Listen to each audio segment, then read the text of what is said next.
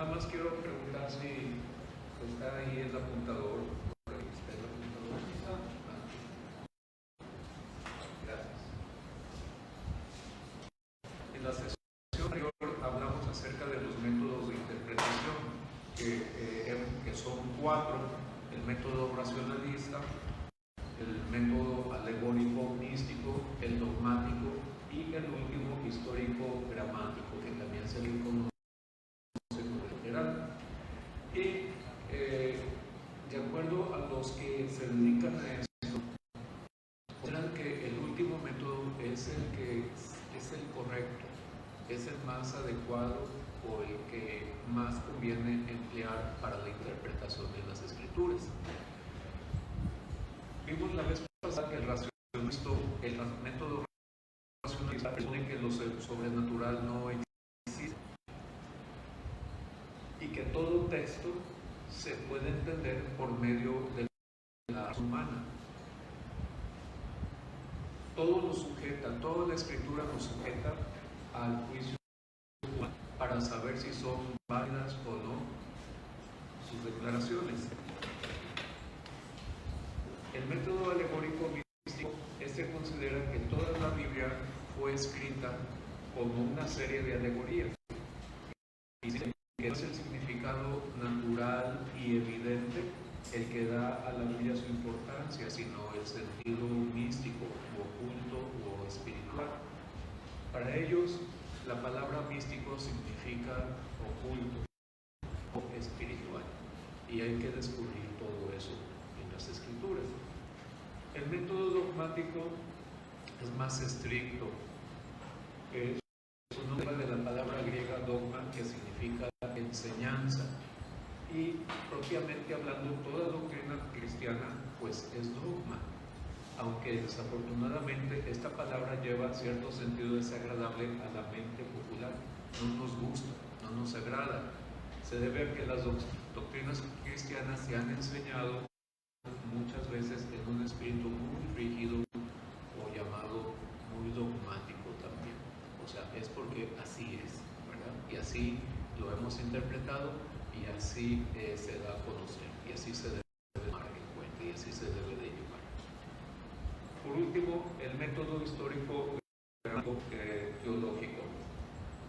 Debemos interpretar un pasaje según este método en su contexto histórico. Las escrituras se deben entender en su sentido literal y natural, y se requiere entender la estructura gramatical básica de cada oración en el idioma original. Este método centra su atención sobre todo en el idioma en que se escribió originalmente las escrituras, que es en hebreo, en griego y un poquito en arameo. Entonces, la intención es que cada texto de las escrituras debe de ser considerado en su idioma, en el idioma en que se escribió, y también lo que quiso decir el autor, no buscar otro tipo de conceptos o principios o cosas, sino lo que quiso decir nada más el autor lo que escribió.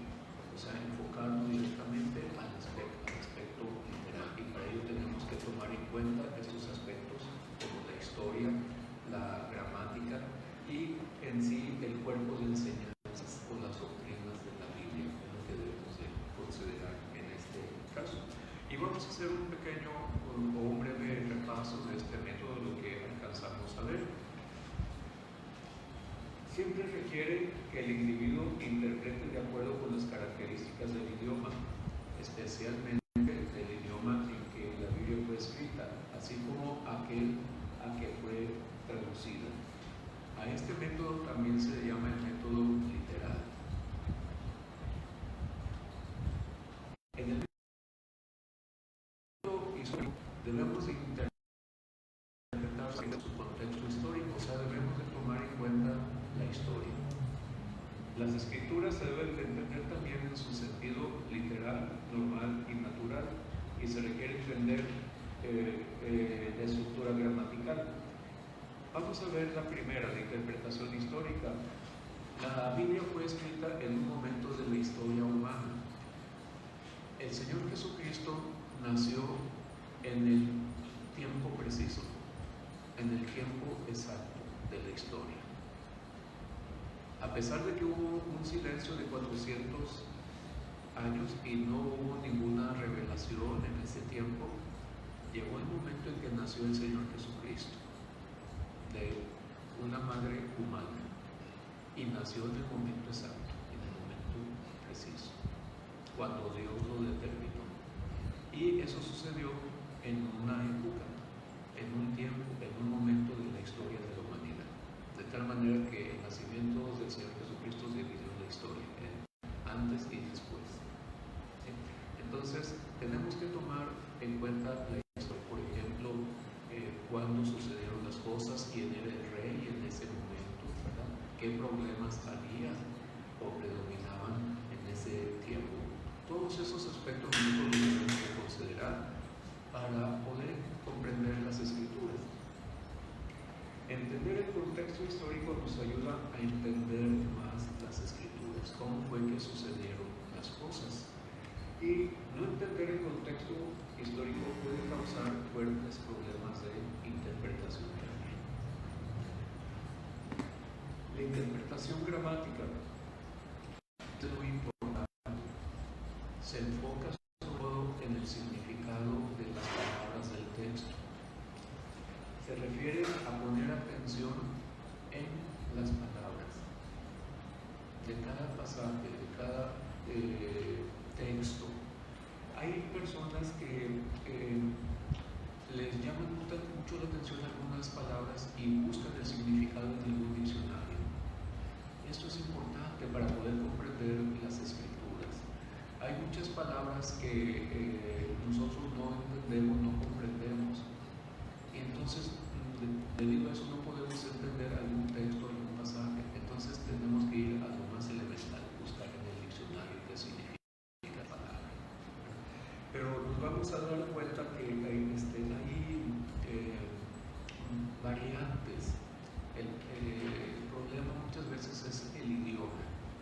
Por ejemplo, hay palabras que vienen de la Escritura, pero tienen diferentes sentidos, tienen diferentes significados, y a veces las palabras van cambiando según las épocas y los lugares, y eso a veces causa algún problema, alguna dificultad. Por ejemplo, en segunda de Primera de Corintios capítulo 4, en el versículo 1, 1 Corintios 4:1, dice: así pues, ténganlo los hombres por ser de Cristo y administradores de los misterios de Dios. Dice servidores, dice Pablo, ténganlo los hombres por servidores de Cristo. En otras versiones dice ministros de Cristo. Pero ¿qué significa la palabra ministros para nosotros? Bueno, en nuestra época es alguien importante, alguien que tiene autoridad. Pero si vamos al origen de esta palabra que utilizó Pablo, si vamos a su etimología, tiene un sentido muy diferente.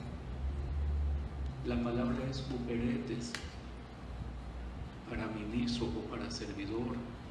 Uperetes se refería a los remeros de los barcos, pero de tercer nivel. Había 3 niveles, primero, segundo, y los uperetes, que eran remeros, ocupaban el nivel más bajo. ¿Sí? Entonces, estos remeros que trabajaban en los barcos romanos o en otros barcos que por lo general eran esclavos, eran considerados las personas más despreciadas. Muchos de ellos morían en esos lugares, o toda su vida se la pasaban como remeros, nunca salían de ese lugar, eran esclavos, pero ellos movían el barco. Ellos eran los que movían el barco. Entonces Pablo utiliza esta palabra para referirse como servidores de Cristo, o sea, somos esclavos de Cristo. Pero los remeros, los que mueven el barco, los que manejan. Entonces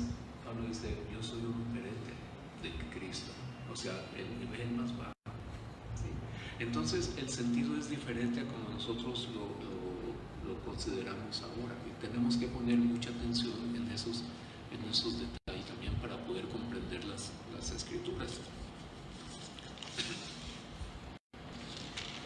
La buena interpretación es entender el significado de cada palabra en el texto, hasta los detalles pequeños. Aquí se trata de investigar, de indagar.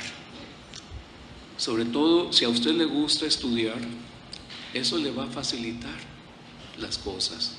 Si a usted le gusta estudiar, si a usted le gusta investigar, digamos, si es curioso y empieza a buscar qué significa alguna palabra, eso le va a permitir irse introduciendo cada vez más buscando el significado y el sentido de las palabras, y eso le va a permitir comprender algunos pasajes, algunos textos de las escrituras. Entonces aquí tenemos que valernos pues básicamente o elementalmente de diccionarios comunes, corrientes, pero después podemos hacernos de una concordancia o de algún diccionario bíblico, de una interpretación ya más enfocada a los pasajes. Entonces con eso comenzamos, con la actitud de indagar, de investigar, de explorar, o como dice el Señor Jesucristo, de escudriñar las escrituras. Y no todos tienen esta actitud, pero si usted la tiene, si a usted le gusta estudiar, ¿verdad? Pues hágalo, profundice más, comience comenzando buscando el significado de algunas palabras, de algunos términos, ¿verdad? Y después puede hacerse de alguna Biblia de estudio o algún libro con comentarios, y eso le va a permitir comprender más, ayudar más.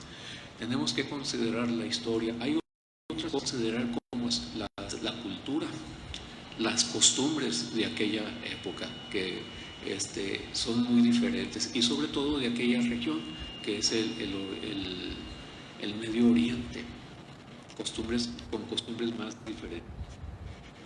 Entonces lo importante es entender el significado de cada palabra en el texto, hasta incluyendo los detalles más pequeñitos. O sea, tenemos que profundizar lo más que se pueda. Es importante poner atención a los sustantivos, verbos o palabras que conectan un pensamiento con otro. En la primaria o en la secundaria les enseñaron acerca de las oraciones, ¿verdad?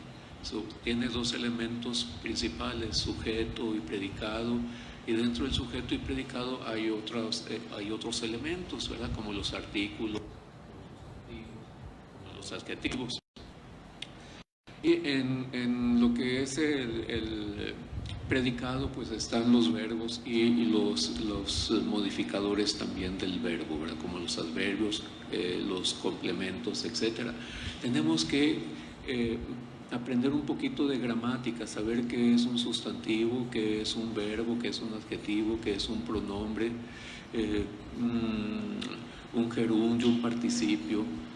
Todo eso nos ayude a comprender también los textos, las escrituras. Por ejemplo, en Mateo capítulo, el último capítulo 28, Mateo, en los últimos versículos 19 en adelante, Mateo 28, 19 dice: por tanto, id y haced discípulos a todas las naciones, bautizándolos en el nombre del Padre y del Hijo y del Espíritu Santo, enseñándoles que guarden todas las cosas que os he mandado. Y aquí yo estoy con vosotros todos los días. Pues, pueden ver ustedes aquí. ¿Cuántos verbos pueden ver ustedes aquí? En toda esta frase, en todo este texto: por tanto, id y haced discípulos a todas las naciones.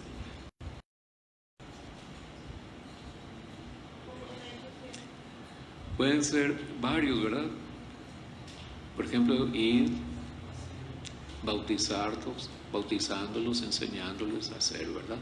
Pero si estudiamos, nos damos cuenta de que nada más hay un verbo. ¿Sí? Los demás son participios o modifican al verbo. Nada más hay un verbo. El verbo es hacer discípulos o discipular. Y al discipular, pues tenemos que ir, bautizar y enseñar. Pero en realidad, en el original no es la palabra el id, sino dice hacer discípulos. Hacer discípulos. En otro, o sea, discipulan. Entonces, para discipular, para ser discípulos, ¿verdad? Hay que ir. Entonces, para poder enfatizar más de esta manera, id, hacer discípulos, ¿sí? Pero en sí nada más hay un verbo, hacer discípulos. El mandamiento del Señor Jesucristo es que hagamos discípulos. Y para ello tenemos que ir a compartir del Evangelio. Y a los que se conviertan, pues bautizar y enseñarles, ¿sí? Entonces tenemos que poner mucha atención, ¿verdad? A veces nada más nos quedamos con ir. No, la intención es hacer discípulos. Cada uno de nosotros, la orden que se nos dio es hacer discípulos. Hacer discípulos. Hay 3 reglas esenciales que son una clave muy importante en la gramática. Es el contexto. Es el contexto. Y vamos a ver un pasaje, un versículo, una palabra, tenemos que ver su contexto, a qué se está refiriendo. No podemos aislarnos y nada más enfocarnos a un solo versículo, a una sola palabra. Tenemos que ver lo que precede, o sea, lo que está antes y lo que sigue. Tenemos que leer todo el contexto. Uno de los problemas que tenemos, ¿verdad?, es que no leemos todo el contexto. No leemos todo el contexto.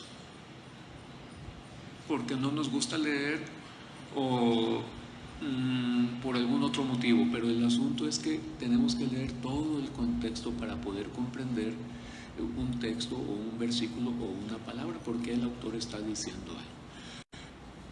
Dios habló con mucha claridad.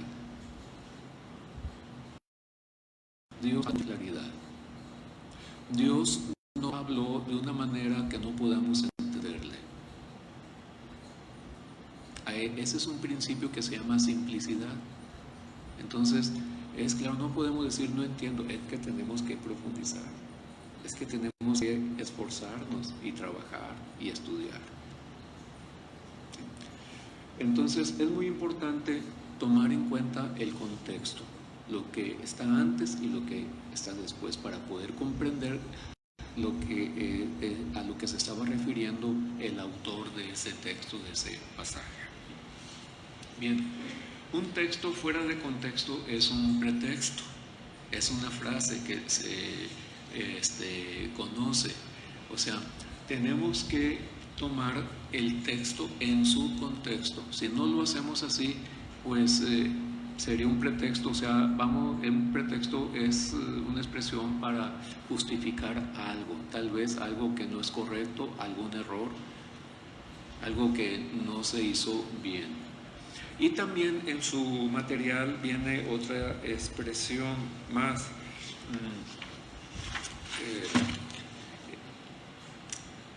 Un texto fuera de contexto es un precepto. Los que malinterpretan la Biblia llegan a considerar como un precepto un texto cuando lo toman fuera de contexto.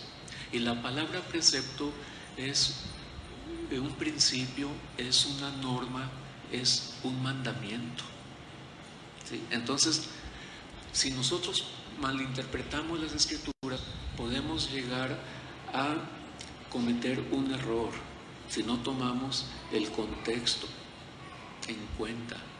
Podemos nosotros llegar a un mandamiento que no es correcto, a un principio o a una norma, porque está fuera de contexto, fuera de todo lo que es el capítulo, ya sea el capítulo o todo el libro. Tenemos que leer el libro completo.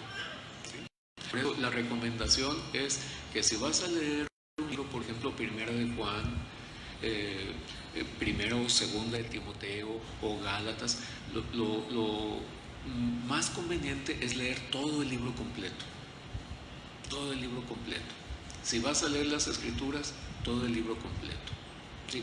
Para que tengas una idea del propósito del autor y qué quiso decir con cada texto, con cada expresión. Esto es muy importante. ¿Sí? A veces nada más leemos el versículo. Sí han notado que a veces las personas comunican o nos mandan un versiculito y se ve bien bonito el versículo, ¿verdad? Pero hay que ver el contexto. ¿A qué se estaba refiriendo, verdad? Sí, siempre mandan estampitas o figuritas así, ¿verdad? Y dice, ay, qué bonito a mí, pero hay que leer todo el contexto. Están muy bonitos, pero lo mejor es leer todo el contexto. A mí me han mandado y lo veo, está bien bonito, y luego busco todo el capítulo y lo leo. Creo que es lo más conveniente. Ahora, en cuanto a la interpretación teológica, cuando hablamos de interpretación teológica nos referimos a que la Biblia es un conjunto de libros escritos fundamentalmente por Dios, así que es un libro coherente. ¿Qué significa coherente? Pues tiene el sentido de que es una unidad, de que no hay contradicciones, de solidaridad. En sí tiene el sentido de que es una unidad, no está separado, dividido, no hay contradicción.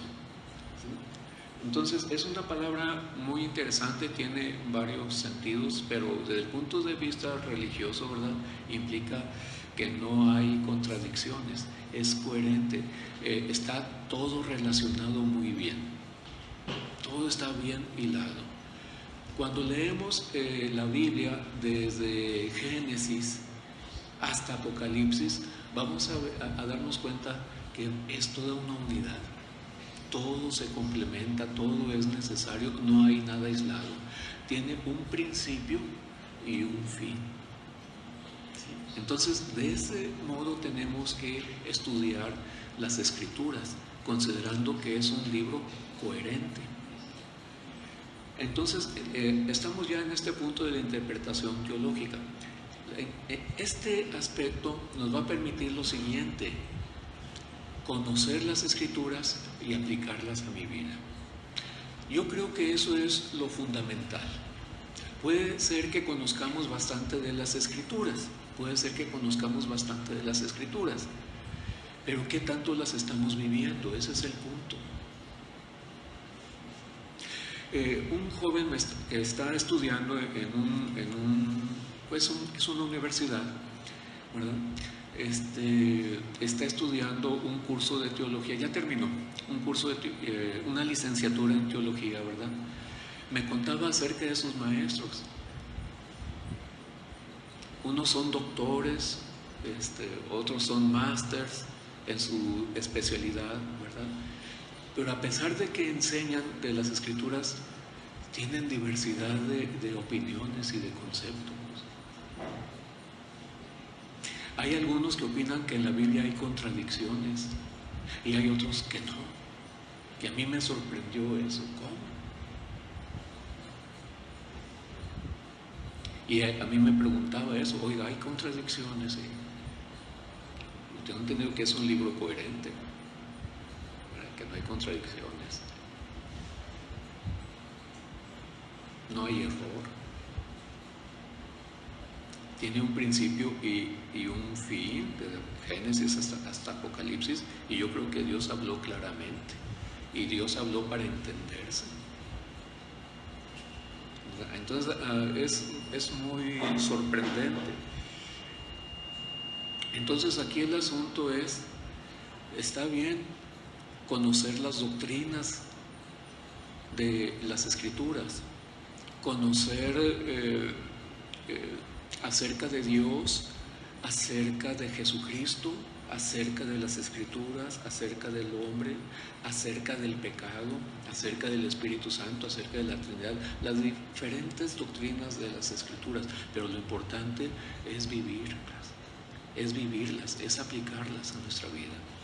Esta es la interpretación teológica, o sea, la voy a interpretar, ¿verdad?, para aplicarlo a mi vida. Eso es lo importante. Bien, la Biblia no se contradice, sino que se completa. A medida que vamos conociendo más de las Escrituras, vamos viendo cómo está hilado todo.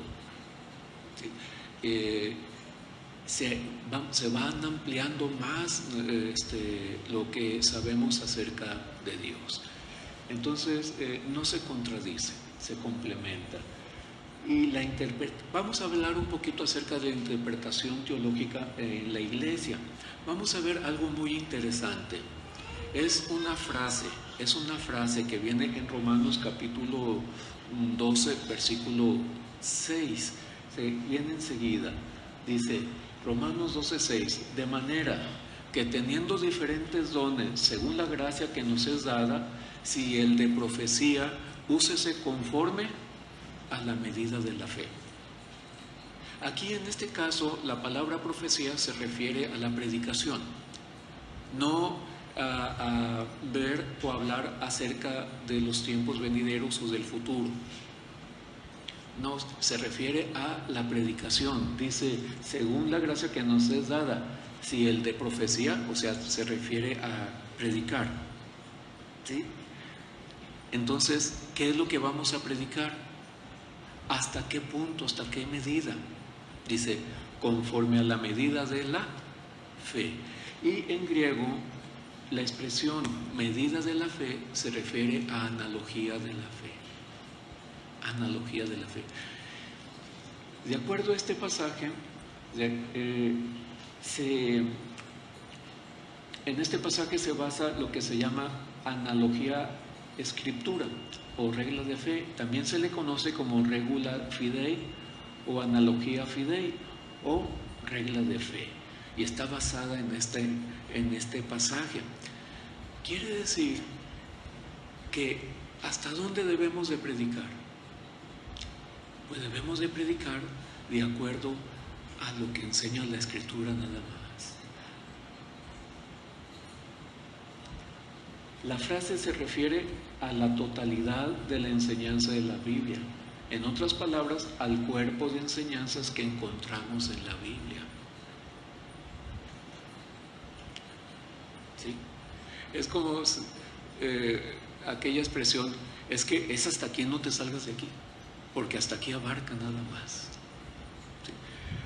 Hace poco estuvimos leyendo acerca de la declaración de fe de nuestra iglesia.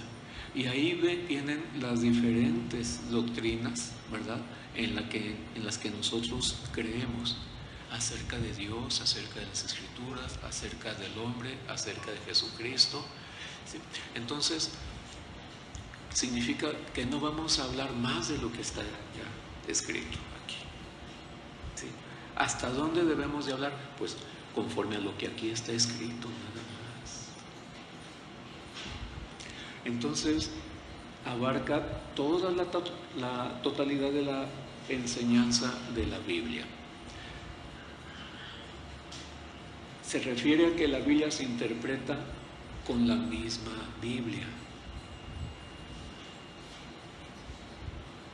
Básicamente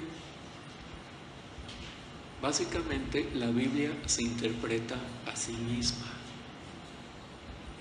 Cuando hay un pasaje oscuro aparentemente, cuando hay un pasaje oscuro no muy claro, se puede aclarar con un pasaje más claro también. Y esto lo vamos a ver más adelante, cuando entremos a las reglas de interpretación, ¿verdad? Pero hasta aquí lo vamos a dejar. Se refiere a que la Biblia se interpreta con la misma Biblia o con la Biblia misma, ya que es una unidad teológica. Cuando usted comienza a leer, o mejor dicho, leer y estudiar las Escrituras desde Génesis, se va a dar cuenta que sigue una línea, una misma línea, una línea mesiánica. porque el propósito de Dios es nuestra salvación y para que también nosotros le glorifiquemos. Cuando estemos en su presencia vamos a estar glorificándole, pero a través de las Escrituras Él se dio a conocer, Él se reveló a nosotros. Ahora, en cuanto a la aplicación de la interpretación teológica, ¿por qué es importante? Es importante saber qué es lo que la Biblia, lo que dice la Biblia en su totalidad. Es necesario conocer toda la Biblia y todas las doctrinas y enseñanzas que se nos dan a través de ella. Es importante conocer las Escrituras, ¿sí? Ahora, ¿por qué es importante conocer las Escrituras? Pues para evitar sacar textos fuera de su contexto teológico. Evitar sacar textos fuera de su contexto teológico. En la Biblia se habla de falsos profetas y falsos maestros, y muchos se salían del contexto. Y eso causó muchos problemas entre los creyentes del primer siglo. Se salían del contexto de lo que las Escrituras enseñaban. Y también es importante saber qué es lo que dice la Biblia en su totalidad para entender temas como la Trinidad, la salvación, el divorcio, la humanidad, la divinidad de Cristo, etc. Es importante conocer lo que dicen las Escrituras en su totalidad. Vamos a ver lo siguiente.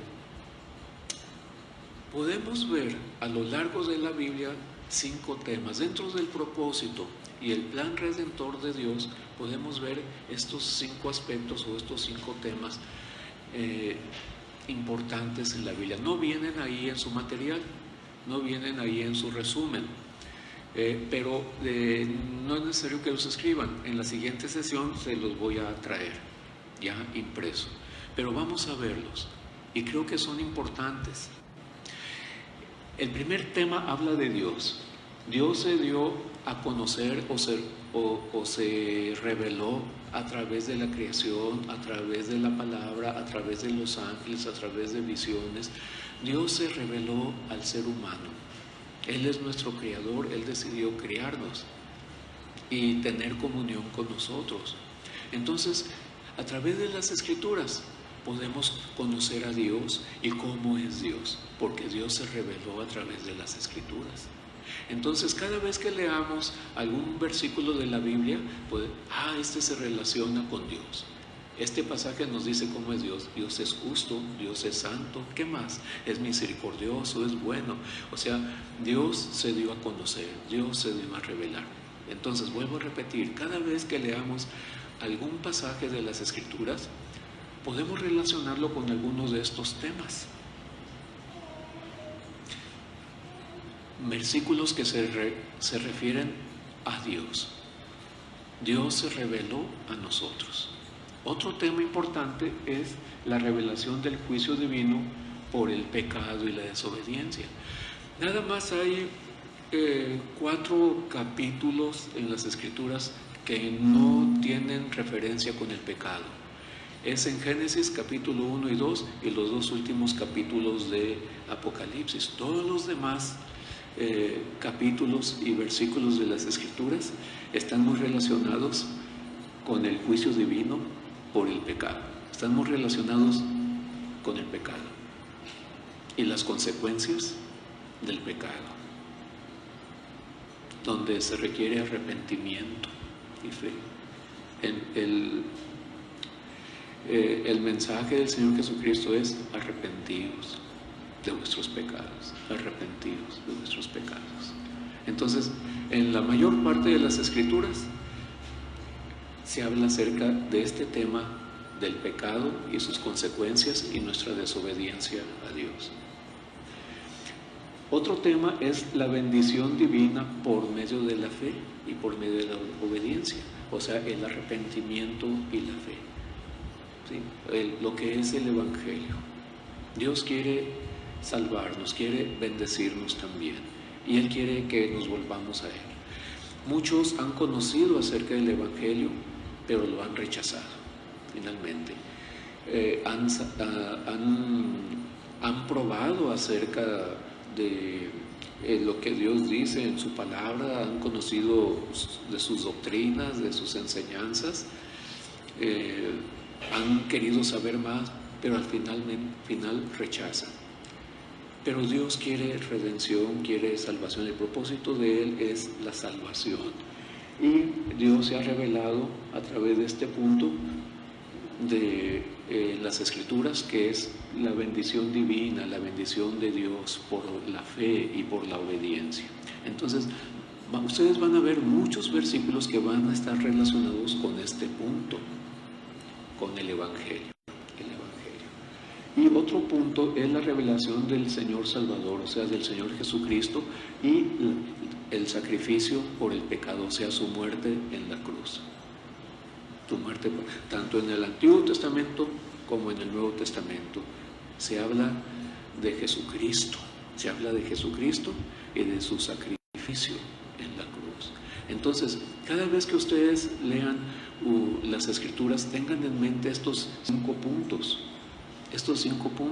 y digan, este versículo encaja en este tema, este versículo encaja en este tema, este es de este punto, este es de este tema, este es de este tema. Están relacionados. ¿Sí? Y esto es un resumen, ¿verdad? Este es algo muy, muy resumido. El último punto es de los tiempos venideros, del reino, cuando el Señor Jesucristo establezca aquí su reino en la tierra, y la gloria del Señor Jesucristo. Vamos a estar honrando y glorificando al Señor Jesucristo. Está relacionado ya con los tiempos venideros, ¿verdad? En la época de la tribulación, en la época milenial, ¿verdad? Cuando el Señor Jesucristo va a reinar terrenalmente aquí en la tierra durante 1000 años, y vamos a reinar juntamente con Él. Entonces va a haber muchos pasajes acerca del reino. Esto habla del reino. Entonces, esto nos puede ayudar a comprender más acerca de las Escrituras, ¿verdad? Acerca de Dios, de la persona de Dios, acerca del pecado y el juicio, acerca de la salvación y acerca del Señor Jesucristo, y acerca del reino y la gloria del Señor Jesucristo. Esto nos puede ayudar a comprender más las Escrituras. La mejor forma de interpretar la Biblia es, pues tenemos que leerla y estudiarla y meditar en ella, y una manera muy importante de poder aprenderla es vivirla, es ponerla en práctica. Entonces, muchas gracias a Dios por el interés de ustedes por conocer más acerca de las Escrituras, pero lo más importante, hermanos, es aplicarlo. Hay un principio muy importante, casi por lo general lo ponen al último. Este principio es la aplicación, ¿verdad? Entonces ya conocemos bastante de las Escrituras, ahora hay que vivirlas, hay que aplicarlas a nuestra vida. Bien, en conclusión, pues la Biblia tiene una interpretación, aunque sin duda muchas aplicaciones. Nada más tiene una interpretación, no tiene muchas interpretaciones. Nada más tiene una interpretación. No podemos interpretarla según nuestra interpretación. No podemos decir, para mí esto significa esto. Cada texto significa lo que el autor quiso decir. Cada autor escribió algo, un texto, con un significado bien específico.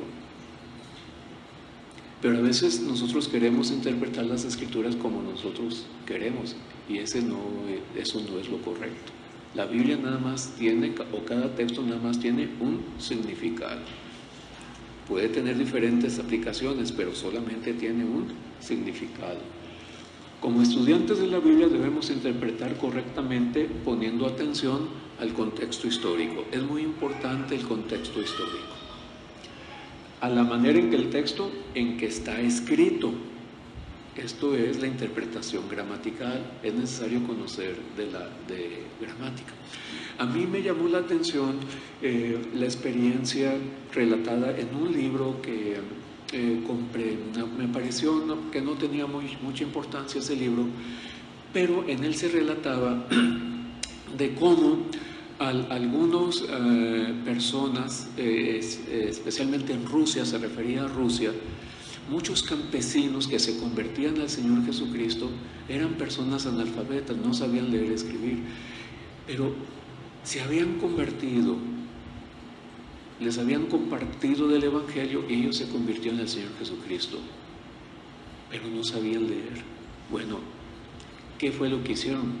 Tuvieron que buscar que alguien les enseñara a leer, porque querían saber, conocer más acerca de las Escrituras. Ahora nosotros sabemos leer y Dios dice que nos debemos de esforzar y que seamos valientes y que meditemos en las Escrituras, ¿sí? Que profundicemos, que estudiemos más, pero que también las vivamos.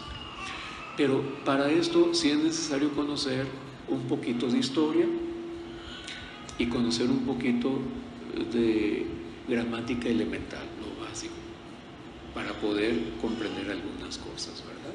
Y conocer el cuerpo de doctrinas o enseñanzas en las Escrituras.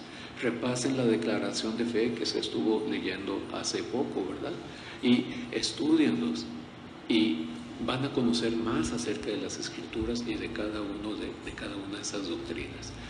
Hay diferentes libros y diferentes teologías, ¿verdad? Algunos muy buenos, ¿verdad? Y algunas muy sencillitas, muy compactas, que nos pueden ayudar en cuanto a conocer las diferentes doctrinas de las Escrituras. Eso es muy importante. Y entender lo que dice la Biblia entera acerca del tema que estamos leyendo. Mi recomendación es que no lean aisladamente versículos. La recomendación es que lean todo el texto completo, si es posible todo el libro. Y si son libros cortitos, léanlos varias veces, ¿sí? Y vayan buscando mandamientos, promesas, ejemplos, pecados que dejar, y también con qué temas importantes de la Biblia están relacionados esos versículos. Si con Dios, con el pecado, con el Señor Jesucristo, con los tiempos venideros, con qué está relacionado. Eso les va a ayudar mucho a poder conocer más de las Escrituras, a poder interpretar más el significado de cada uno de los textos. Entonces, hay 3 puntos importantes: el contexto histórico, el contexto gramatical y el contexto teológico. Considero que esos 3 puntos son importantes. En la mayoría de reglas generales,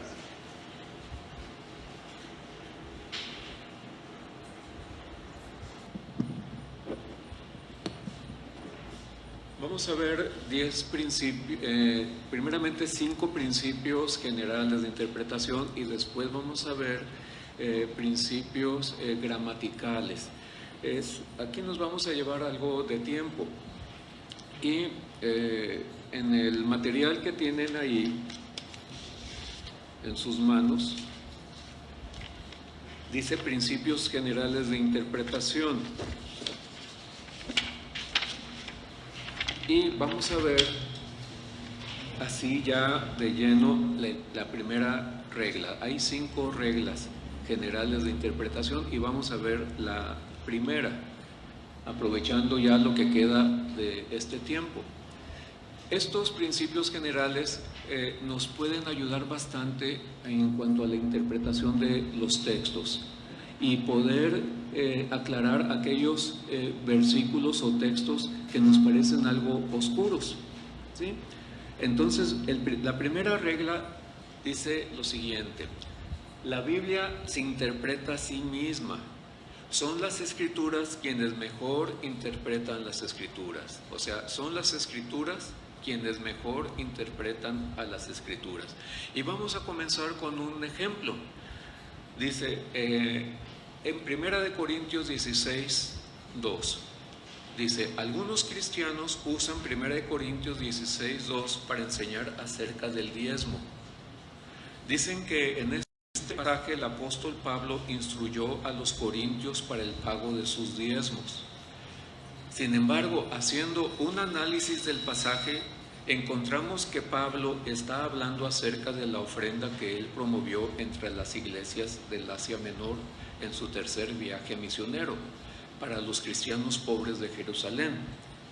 Esto viene en Romanos 15, 25 al 28 y 2 Corintios 8, 8 y 9. En este pasaje Pablo no está reglamentando la forma de dar el diezmo. Y ahí viene un esquema. Por un lado, aquí lo tenemos. Por un lado tenemos la escritura, una parte de la escritura, y tenemos que interpretarla en base a la totalidad de las escrituras. Por ejemplo, aquí tenemos este pasaje, 1 Corintios 16, 2, pero aquí tenemos otros pasajes que nos dan más luz a lo que se refiere. Aquí, si gustan abrir por favor en su Biblia este pasaje, y vamos a leerlo todo completo. Es en 1 Corintios 16, 2. Si ya lo tienen, lo leemos todos juntos. Dice, cada primer día de la semana, cada uno de vosotros ponga aparte algo, según haya prosperado, guardándolo para que cuando yo llegue no se recojan entonces ofrendas.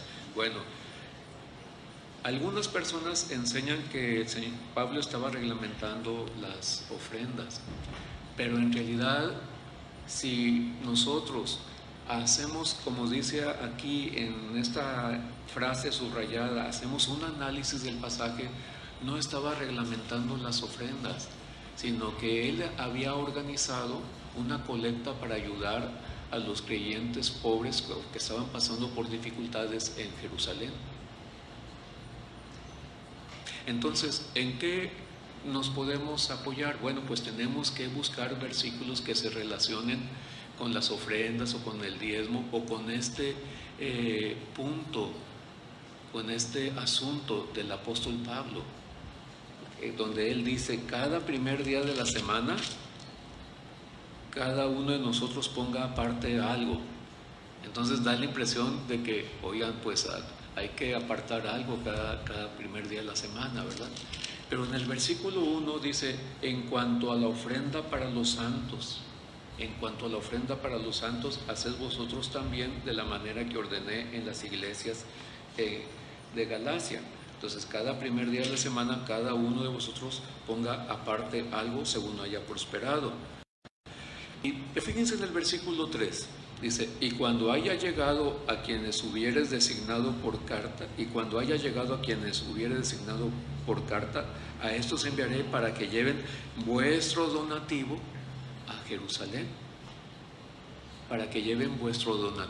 a Jerusalén. Entonces, vamos a ver Romanos 15, 25. Romanos 15, 25.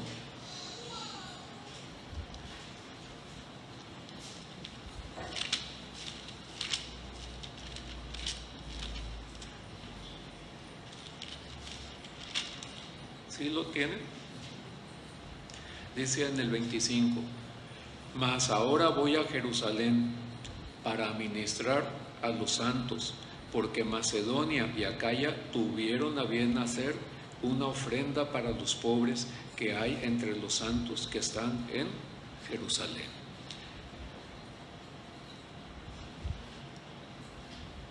Dice, porque Macedonia y Acaya, y acá Corinto está en Acaya, en esta región, ¿sí?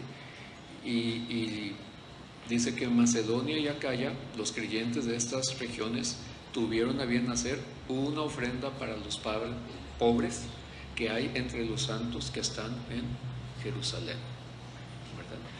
Ahora vamos a ver 2 Corintios capítulo 8, los primeros versículos, 2 Corintios capítulo 8. donde habla de la ofrenda para los santos.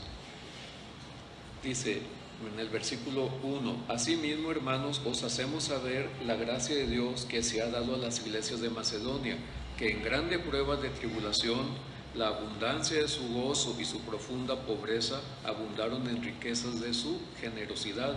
Pues doy testimonio de que con agrado han dado conforme a sus fuerzas y aún más allá de sus fuerzas, pidiéndonos con muchos ruegos que les concediésemos el privilegio de participar en este servicio para los santos.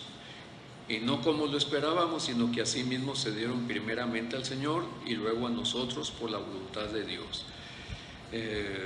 Entonces, aquí estaban solicitando una ofrenda para los santos, para los creyentes pobres en Jerusalén, y los creyentes de Macedonia y los creyentes de Acaya estaban participando. Y los creyentes de Macedonia, en medio de sus problemas económicos, en medio de sus problemas de pobreza, ellos quisieron participar. Y fíjense bien, los creyentes de Macedonia y de Acaya, en su amor por los demás creyentes, por los demás hermanos y por su generosidad, ellos decidieron ayudar a los hermanos de Jerusalén. Entonces, Pablo no estaba reglamentando la entrega de los diezmos. Él había organizado más bien una ayuda para los pobres de Jerusalén. El problema es que si leemos ese versículo de Corintios 16:2 aisladamente, podemos interpretarlo de esa manera, ¿verdad? O sea, ¿cómo dicen? Cada primer día de la semana, cada quien aparte o separe algo, ¿verdad? ¿Sí? Pero tenemos que leer todo el contexto y los demás versículos que se aclaren. Entonces vemos que la Biblia se interpreta a sí misma. La regla 1 dice que la Biblia se interpreta a sí misma. Entonces tenemos que leer a qué se estaba refiriendo. Pero si ustedes se basan nada más en ese versículo, ¿verdad? Todos los domingos hay que entregar la ofrenda según haya prosperado. Ahora también puse algunas anotaciones. En este pasaje Pablo no está reglamentando la forma de dar el diezmo. No se habla de que demos el diezmo. No se habla de que demos diezmo. Usted puede decir, no, pues tengo que dar el 10%, ¿verdad? No, se habla de una ofrenda y está basada en la generosidad y en el amor, y no dice un porcentaje. Es como haya propuesto usted en su corazón, y debe de darse con agrado, como se nos compartió, y debe ser un privilegio. Dice, en estos pasajes encontramos principios para la ofrenda. Sí, podemos encontrar principios como la generosidad, el amor. Es un privilegio, es voluntaria, no hay un porcentaje como en el caso del diezmo, el cual era obligatorio. Es dar con alegría y según haya prosperado. Si no tiene, pues no va a poder ofrendar. ¿Sí? O sea, vamos a ofrendar de lo que tenemos, no de lo que no tenemos. No nos vayamos con el impulso de que si alguien predicó acerca de la ofrenda, voy a ofrendar, ¿verdad? No, debe de ser algo habitual. ¿Sí? Debe de ser algo habitual el ofrendar. ¿Sí? Ahora, el diezmo se daba para el sostenimiento, ¿verdad?, de los levitas, para los sacerdotes, para las festividades y para ayudar a los pobres. Era obligatorio el diezmo, ¿verdad? Pero nosotros sabemos, ¿verdad?, que es necesario el sostenimiento de nuestros pastores. Es necesario el sostenimiento del local y el mantenimiento del local donde nosotros nos congregamos, nos reunimos. ¿Sí? Hay muchas necesidades. También hay necesidades en cuanto a hermanos que están pasando por problemas o dificultades. Y ahí nos debe de llevar a mover, a ofrendar la generosidad y el amor por nuestros hermanos que están padeciendo algún problema. En este caso, los hermanos de Jerusalén estaban pasando por una pobreza extrema. Muchos de los creyentes que se habían convertido al Señor Jesucristo tenían negocios y dependían del templo. Tenían que entregar leña al templo para las ofrendas, para los holocaustos. Tenían que entregar aceite, ¿sí? Tenían que entregar materiales o cosas que se necesitaban en el templo. Muchos dependían del templo, todo giraba en torno al templo, y había muchos que pues surtían lo necesario para las actividades del templo. Bueno, algunos que se convertían al Señor Jesucristo, su comercio lo establecían con el templo. Cuando sabían que se habían convertido a Cristo, ya no les compraban. No sé si me explico. Vamos a suponer que usted surtía de algo al templo, ¿verdad? Pero supieron que usted se había hecho cristiano, ya no le compraban, y ya nadie más le compraba. Perdían sus derechos. Entonces muchos creyentes su trabajo lo perdieron, otros sus negocios se vinieron abajo y quedaron en pobreza. Y vino aparte hambre, un tiempo de hambre en esos momentos. Entonces estuvieron en gran necesidad y hubo necesidad de ayudarles, de apoyarles.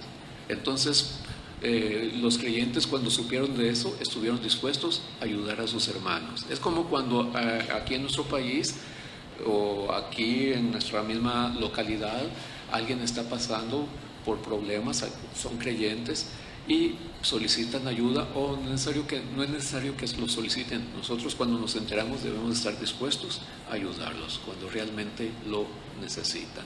Entonces, aquí Pablo no estaba reglamentando la entrega de los diezmos. Él había solicitado una ayuda para los pobres de Jerusalén, y a través de estos pasajes podemos verlos. Pero sí podemos ver principios para las ofrendas. Sobre todo está basado en la generosidad. Dar de lo que Dios nos ha dado, dar con agrado, con gratitud, ¿sí? De manera voluntaria. Hasta son las 9:10. Este es otro ejemplo, ustedes lo pueden ver ahí en su material. En el caso de Isaías. He aquí una virgen concebirá y dará a luz un hijo. Este pasaje es usado por los católicos romanos para defender la virginidad perpetua de María. Ellos dicen que María fue siempre virgen, ¿verdad? Siempre fue virgen. Incluso hay una sección en el catolicismo relacionado con María siempre virgen. Así, María siempre virgen, ¿verdad? Hay una comunidad que así se llama, María siempre virgen. Dice, según ellos, concibió siendo virgen, murió siendo virgen y resucitó y subió a los cielos siendo virgen, ¿verdad? Esa es una enseñanza en cuanto al catolicismo. Pero ¿qué dicen las Escrituras? ¿Cómo interpretan este pasaje de Isaías 7:14 las Escrituras, ¿verdad? Entonces ustedes pueden leer todos los pasajes relacionados con este tema. En estos pasajes se habla que María tuvo más hijos y que el Señor Jesucristo tuvo medios hermanos, ¿verdad? Y el ejemplo 3 es ¿por qué razón Dios no permitió que David le edificara un templo? Entonces aquí podemos ver los pasajes relacionados con eso. Esto lo podemos ver en la siguiente sesión, ¿verdad? Vamos a hacer una oración para pedirle a Dios su bendición. Señor, muchas gracias te damos por estos momentos, por este tiempo en que hemos podido estudiar más acerca de tu palabra y en relación a cómo poder interpretar, cómo poder encontrar el significado de lo que los autores de estos diferentes textos querían ellos manifestar o expresar o dar a conocer. Rogamos para que tú nos ayudes a comprender más de tu palabra, pero sobre todo que tú nos ayudes a vivirla, a ponerla en práctica. Muchas gracias por este tiempo y que tú nos despidas en paz y nos lleves con bien a nuestros hogares. En el nombre del Señor Jesucristo. Amén.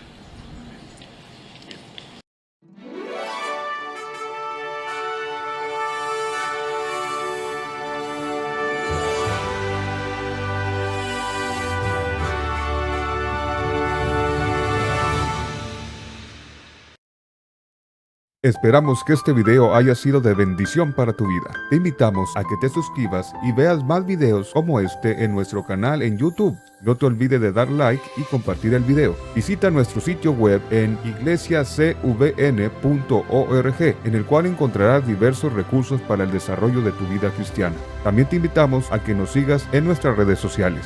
Iglesia Cristiana, vida nueva para las naciones.